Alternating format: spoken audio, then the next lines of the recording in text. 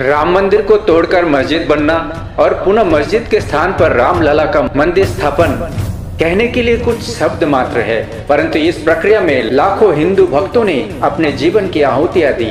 आइए हम उन सभी भक्त शहीदों को नमन करते हुए त्रेता युग में निर्मित राम मंदिर निर्माण से लेकर बाबरी मस्जिद और फिर पुनः भव्य रामलला का मंदिर निर्माण का संपूर्ण इतिहास को जाने। नमस्कार, मैं चंदन महापात्रा भारतीय हिंदू दर्शन को विश्व स्तर में प्रचार कार्य में जुटा हूँ। वैसे तो मैं कोई वीडियो को शेयर करने को नहीं कहता हूँ, परंतु आपसे निवेदन है इस विशेष जानकारी को लोगों को शेयर जरूर करें। अयोध्या में भगवान श्री राम के पूर्वज विवस्वान यानी कि सूर्य के पुत्र वैवस्वत मनु ने बसाया था। तभी से इस नगरी पर सूर्यवंशी राजाओं का राज महाभारत काल तक रहा। यहीं पर प्रभु श्री राम का दशरथ के महल में जन्म हुआ। महर्षि वाल्मीकि ने भी रामायण में जन्मभूमि की शोभा एवं महत्ता की तुलना दूसरे इंद्रलोक से की है।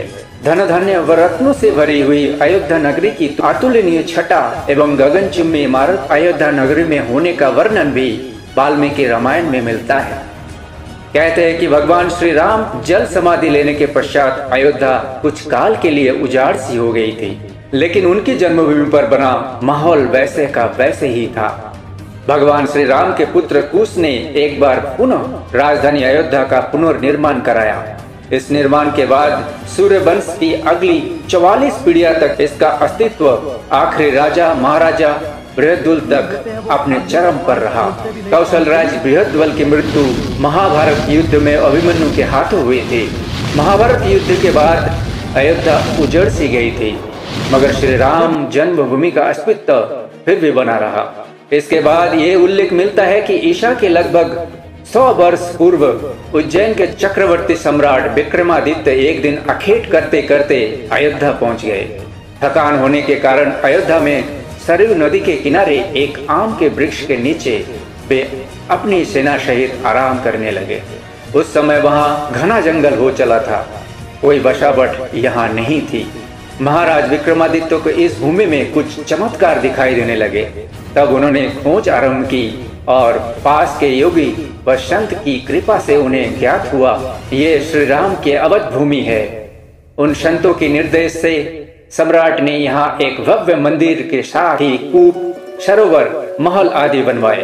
कहते हैं कि उन्होंने श्री राम जन्मभूमि पर काले रंग के कसोटी पत्थर वाले 84 स्तंभ पर विशाल मंदिर का निर्माण करवाया था। इस निर्माण की भव्यता देखते ही बनती थी। विक्रमादित्य के बाद के राजाओं ने समय समय पर इस मंदिर की देखरेख की। उन्हीं में से एक शुंग वंश के प्रथम शासक पुष्यमित्र शुंग ने ही मंदिर का जीर्णोद्धार करवाया।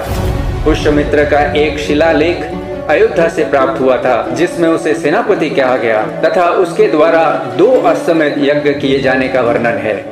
अनेक अभिलेख से ज्ञात होता है कि गुप्त वंशीय चंद्रगुप्त द्वितीय के समय और तत्पश्चात काफी समय तक अयोध्या गुप्त साम्राज्य की राजधानी थी।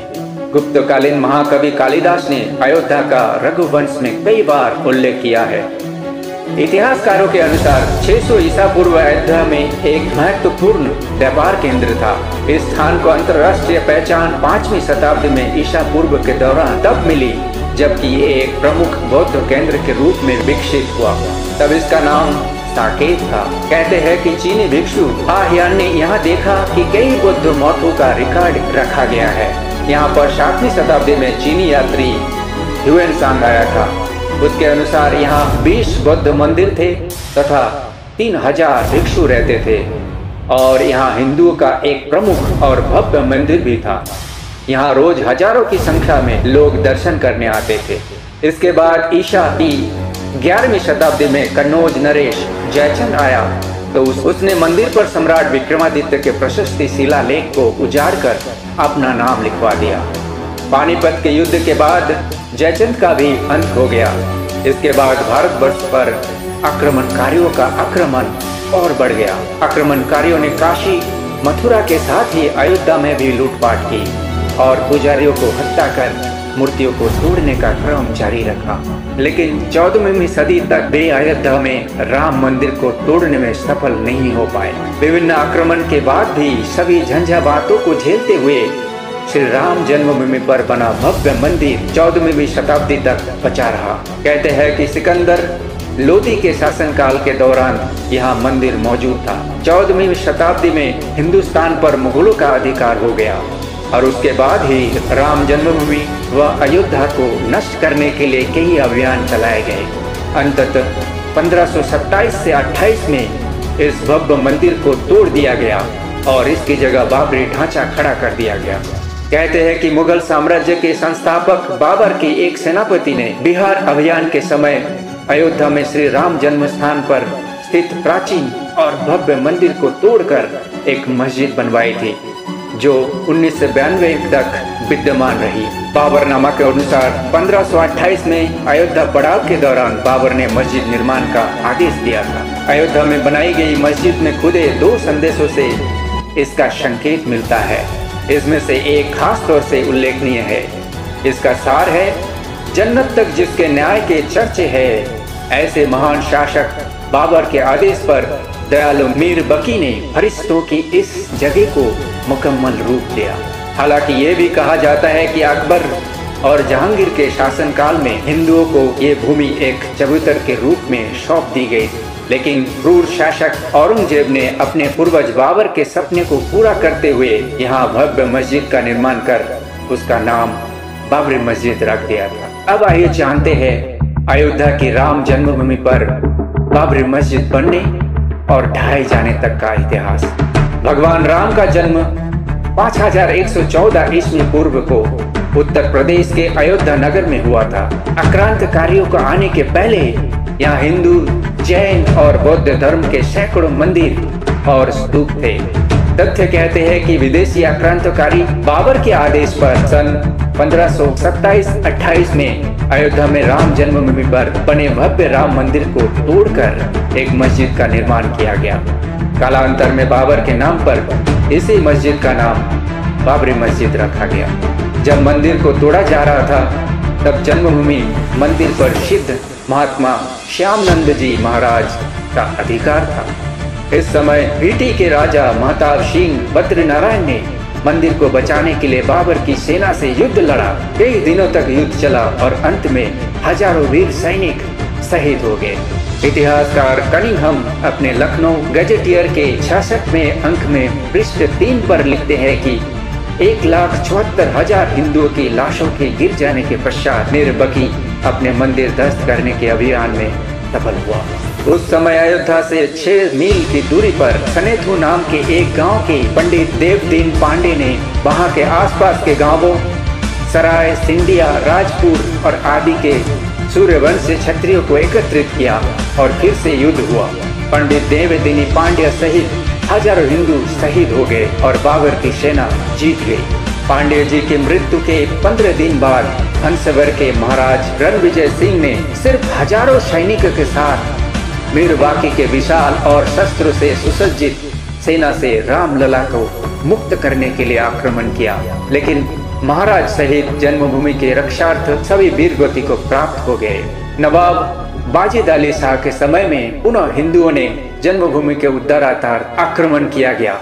फैजाबाद गजेटियर में कनिंघम ने लिखा, इस संग्राम में बहुत ही भयंकर खून खराबा हुआ।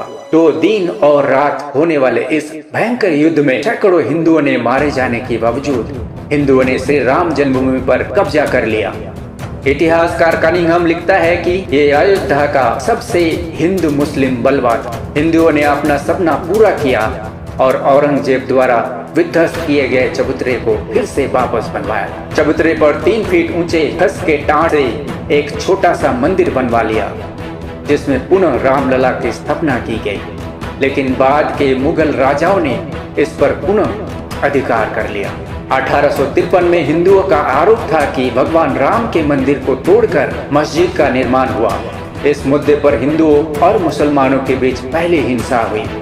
इसके बाद सन 1857 की क्रांति में बहादुर शाह जफर के समय में बाबा रामचरण दास ने एक मौलवी आमिर अली के साथ जन्मभूमि के उद्धार का प्रयास किया। कुछ कट्टरपंथी मुस्लिमों को ये बात स्वीकार नहीं हुई और उनके विरोध के चलते 18 मार्च सन 1858 को कुबेर टीला स्थित एक इमली के पेड़ में दोनों को एक साथ अंग्रेजों ने फांसी पर लटका दिया।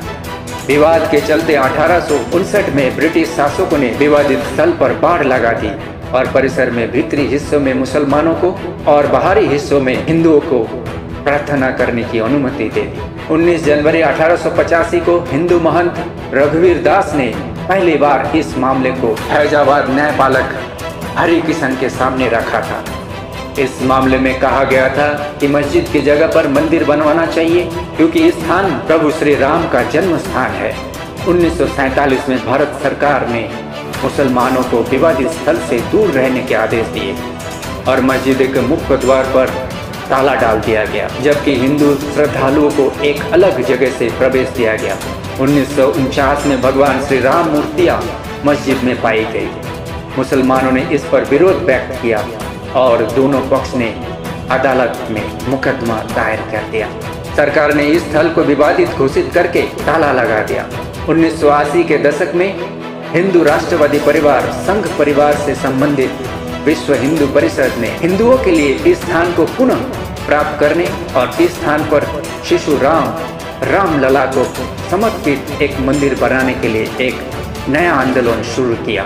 विश्व हिंदू परिषद ने जय श्री राम लिखी ईंट और धन इकट्ठा करना शुरू कर दिया।